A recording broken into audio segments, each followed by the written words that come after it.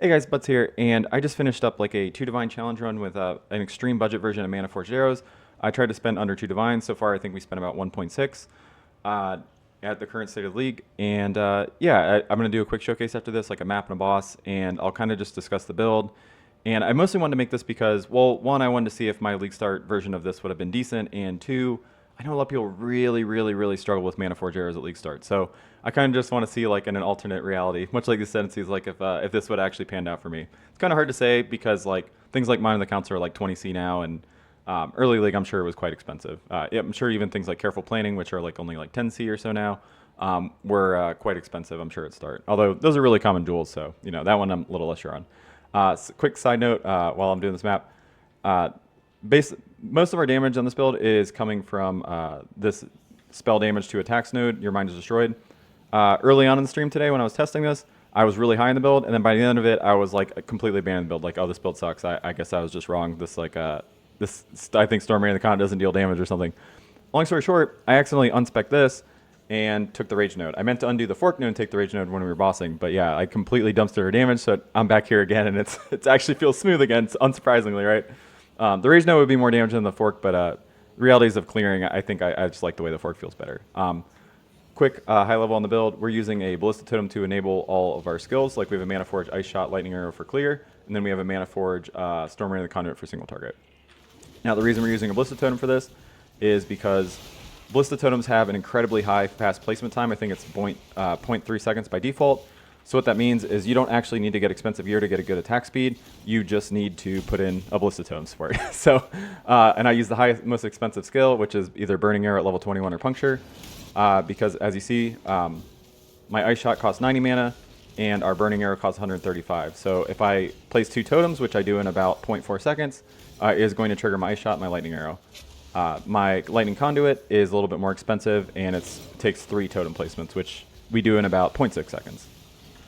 That's the reason I was kind of recommending this version early on, is because getting attack speed on like a Widow Hail setup, and then like a bunch of like that plus 1 arrow on your like offhand is going to be quite expensive, where this doesn't need any of that stuff, right? So, oh man, I probably should have done Conqueror. Sorry guys. I mean, this gives me more time to talk. We're gonna be here for a minute. Just you know how this goes, right? Anyways, yeah, that's kind of the general idea. Is you gotta abuse the fact that the Ballista Totem placement time is really fast. Get essentially 30% attack speed for your enabler here with this implicit, and then there's really small like totem placement speeds nodes throughout the tree, and you can craft like another 20 on your amulet. But really, this 30% here, the shape mod with the boot with supported by Ballista comes with placement speed, and then this here puts you at about 0.22 placement time, which is incredibly fast because the big version of Manaforged Arrows that was going around would have to have you attack with Lightning Arrow for like 2.5 seconds for your first conduit lightning or conduit to actually come down. So be quite clunky when you need to kill a rare or doing anything that's not like deep delve or whatever. See here, as you can see, we just run around, place totems, and that just drops our conduits. Now, I'm still a bit of a noob with the Storm Rain conduit, but I know you kind of need to be a little bit away from it for it to actually deal damage. It seems like if you just stand on top of it, it doesn't actually work. He's going to phase here in a second. As you can see, our damage is quite high for the extreme investment we have. Now, I will say there's obviously a lot better things you could do with like extreme budget rather than play Manaforged Arrows. It's just in case there's any like people stranded with a build like this is maybe a way you could either salvage it or something you could pivot to. Because this is like the normal Manaforged Arrow setup. It's just a much quicker way to actually get your skills down is using this like Ballista Totem tech. So I'm going to be including my extreme budget version in the video description, so you can grab that if you would like. I'm not going to be including a high-end version because the reality is a lot of people really love this build, and you're going to be able to find examples of it on PoE Ninja. Like eventually, obviously, it's going to be an Indigon pile, but there's going to be a lot of people that are putting a lot of love and care into it, way more than I'm going to, so they'd probably be a much better resource of following than something I'm doing. I just kind of want to use this as a showcase for the tech, and you can continue to use this Ballista tech into the Indigon versions of this build. But if you do eventually, I would say something to keep in mind with that is, as I mentioned, with this Burning Arrow costing 135, which is why we specifically have a level 21 Burning Arrow Puncture, because it costs 15 mana, and then using 150 multiplier, 150 multiplier, 150 multiplier inside of the Ballista Totem. What that does is it gets this cost to 135, and as you can see, if you keep your Ice Shot and Lightning Arrow over here, or whatever clear skills you decide to use, if you keep the mana cost of that less than like three of this, less than 2 of this, that means you just need to place 2 totems for that to come down. Like every 2 totems, it's going to put 2 of these down. If I want to actually use Storm Rain of the Conduit, I have the 6 linked. This costs way more mana, right? So that means at 123 mana here, if I cast this totem, if I place 3 totems like this, it'll put this down. Now, if I want to level this up past 15, it'll go to 10 mana, and because of the mana multipliers, this is going to make this cost higher than this.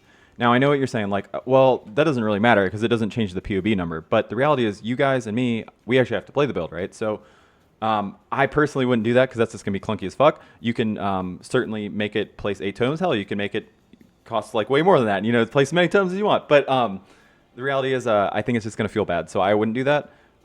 You can get around that by getting Socket Gems are supported by Life Leech here, which will then multiply this mana by another 10% and mean that you can keep it at 3 totems and then continue to level this up like as high as you want. It just at level 16 it goes to 10 mana and ruins it. So that's just something to keep in mind. It doesn't something you can like watch on these gems over here, but the like clearing gems you'd probably use unless you use like Scourge or Menace because that one has a high mana cost. They don't really cost enough mana that it's like pretty easy to use like kind of whatever you want over here. I don't think technically. I say that and then I can't use a 40% mana cost here would make them higher, and I'd have to lower the level again. Like keep these at like 15 or something.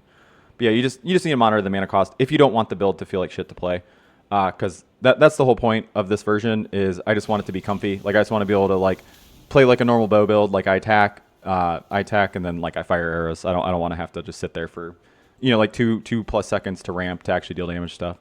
I can talk about some other things I learned. Like personally, I know again I know. If you take the point blank node, it's going to make the PoB number bigger. But I think what the reality is, being able to like stand back here, get your conduits down, which will then auto target the boss, being able to attack from a distance and like your sigil power is way safer than having to stand within 1 meter to get like the bigger PoB number, right? Because it's like you can certainly do that on top of the boss if your damage is infinite. It's obviously more damage.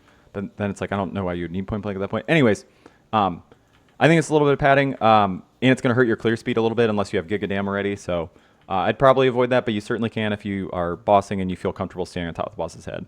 At my like 1.6-ish divines that I spent on this build, we are not super tanky yet, and I don't feel super comfortable having to stay on top of the boss to get my maximum damage. Because otherwise, if you're not doing that, you are actively harming yourself. At 3 meters, which is about that travel distance, probably like literally probably about the width of this road, your damage is going to be at 0, and anything past that, it's going to fall completely off. Now, granted, with how far Conduit actually targets, it seems like it's about 3 meters. So, maybe point blank's not necessarily the bad. It's just I don't think you're really ever going to consistently get this damage because it's based on where they actually like were fired. So like if you run into the boss, place them all, and then run away, you can technically do that if you want to actually get your damage out of point blank. Now, the thing I already mentioned is this build, the way I have it is like I'm so much on a budget that I can't come up here to get Pierce or like get on my hat because I'm using 2 uniques to get a bunch of damage out of them, which is normally where you get the source of Pierce. So I am taking Fork here. You could also like drop one of these, like either increase crit damage, power charge, or energy leech here to get Pierce in there. It's a little awkward to have to use a gem on that, but you don't have it otherwise. And I would probably recommend doing that if you're not going to have Fork here, just because it's going to feel a little bad when clearing with like no Pierce, no Fork, no chain, like nothing, right? But that's all going to be preference. Man, I really wish we had we used to have a unique jewel that would give Pierce, and that kind of solved that problem. But and similarly to that, I have anointed a +1 bow skill. You get multi-shot here. This one's a little more expensive because black oil is a little more expensive than red oil down here. But either of these will do for an extra proj, and then an extra proj here. So you just get 3 conduits down. With how fast we attack, you technically don't need the +1 arrow. But again, I'm just not a fan of like that sitting here and ramp forever because I'm not doing like endless delves. Like I'm actually like just like mapping or whatever, right? So I would recommend getting an extra arrow. You can technically take these like either path here, or 2 multi-shot, but it's like 5 points. And on top of that, we don't benefit from attack speed at all because our build entirely scales off of totem placement time to get our stuff down. So attack speed literally does nothing for us. I think I had a blinker at one point. Do I still have it? I don't. So I was going to say, we technically have no way to do that at all. Other things I would like to do is this quiver, obviously, holy crap, is it terrible. People don't really craft on the space much. You probably would alt spam if you want to actually make one yourself, because people don't really make these. So, you know. But anyways, God, like I paid like 20C for this. It's like all dead mods, right? But yeah, ideally you could get the global critical strike chance to get like frenzy on hit on here.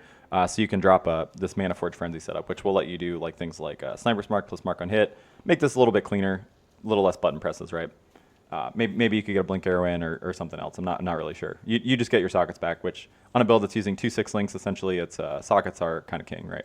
And we literally have this birding arrow that entirely counts for this. So these are the sockets we have to work with. These are the sockets we have to work with, and then these. So it's kind of tight. You use maybe like a essence worm if you don't want to use blessing. That gets back a socket as well.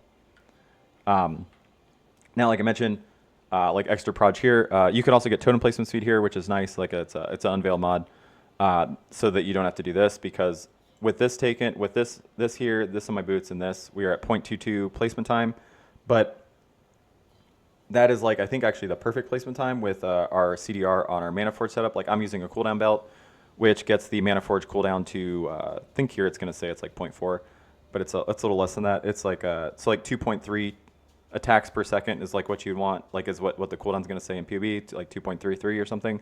So you can calculate it out what your placement time is like on the math on that. It's just going to be, I guess, pretty simple. It's going to be 1 divided by 0.22. So you can see it's 4.5, which means divided by 2.3 is like about exactly perfect. But yeah, it's not as complicated as that terrible equation I just showed us. But you'll know if you're missing, because it's like you can just like hold it and you can see how consistently everything comes down. But in PoB, it's saying that Manaforged seems like it cares about fractions of mana. So like it's saying I should lower my ice shot and my lightning arrow to level 15. My testing, it doesn't seem like it cares about fractions of mana, because it's like it's a little bit less than half of this. But yeah, I don't know. Maybe someone can prove me wrong, because just from my testing, it seems like it doesn't actually matter. If it does, you would just lower these to level 15, like what I did with the Storm Arena Conduit here. Okay, I think that I want to say that's everything that I covered. Doedre's Tenure, obviously just massive source of big damage. Same with Iron Will here. And then these are actually just kind of better than just like a good rare jewel for like the price point. Just converting this to Dex is just so much flat mana, because we're scaling increased attributes here. And then we would prefer to have increased attributes like crafted here somewhere, something like that. But this was the chest that we rolled with. I bought like a 30C chest and then just used Harvest Reforge. I hit this on literally the first roll. This is probably unreasonable, honestly, with I spent like 10C on like 1,000 juice, but we got on the first one. But probably unreasonable compared to like what you would normally get with spent, because we actually hit the Dex too, which is kind of crazy. But obviously you would use a necrotic armor eventually, or just like a better base. But this was, extreme budget. Same with the bow. I bought a Harbinger bow because it was literally the cheapest one. I wanted to buy a cheap crit base, either Harbinger or Assassin bow. Assassin bow is better. It's got the multi on it, but it was a little more expensive, so I went for the literal cheapest possible option. I would craft the bow just using a Shrieking Essence Woe, because they're dirt cheap, until you hit either a big flat or increased critical strike chance. Ideally, you hit increased critical strike chance, and then you just craft the LE Pen, generic LE Pen mod here. It's 1 Exalt, but pretty big for your damage.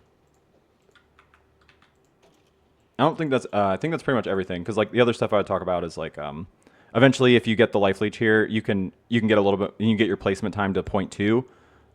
As you imagine, if you get 0.2 totem placement time, that means that you'll be placing five totems a second, and you want your Manaforged cooldown to be 2.5. You want it to be like perfectly coming off cooldown when you place totems. And to do that, you need to get 17 cooldown is the breakpoint for that. So it's like an Abyssal Jewel with 2 CDR here, or like just 17% cooldown recovery speed total, and with 10% quality on a Manaforged Arrows. Because it's the breakpoint's 27% cooldown, you get 10 from the quality on this. The reason I don't have that on Storming the Conduit is because, again, budget, and it doesn't really matter, because it doesn't. We're not treating this one like on perfect breakpoint like we are a clear skill. Because this taking extra cast is fine because it's our single target, but our clear setup I want to be as unclunky as humanly possible. Okay. I think that is. I think I covered absolutely everything. If you guys have questions, please let me know. I'll answer them as well as I can. Big things I would obviously like to get to: the Lightning Mastery increase in max mana, apply to shock effect at 30% value. This is huge for your damage. It's just really far, and the travel is quite unreal. We are also, another budget thing for like scaling our spell damage that we were using is a Fevered Mind. Surprised at how cheap this is, because this is actually kind of a pain in the ass to get an SSF if anybody's tried to do that. But yeah, pretty big damage here. Tons of good nodes we actually want here. Like these nodes are just good for us anyway. But yeah, this increases our mana cost, which increases our mana forge, and it also is increased spell damage, which applies to us at 1.5. So these are 30% increased damage, 30% increased damage, 30% increased damage. And we want accuracy anyway, we want crit anyway, et cetera, et cetera. So yeah, pretty good. This one's a little unfortunate. I would prefer it not to hit this, because that's a giant life node. But anyways, okay. I think that's everything. Like I said, if you have any questions, please just leave them in the comments. Let me know. Yeah. I hope that if you did struggle, this is a way that you can maybe potentially recover.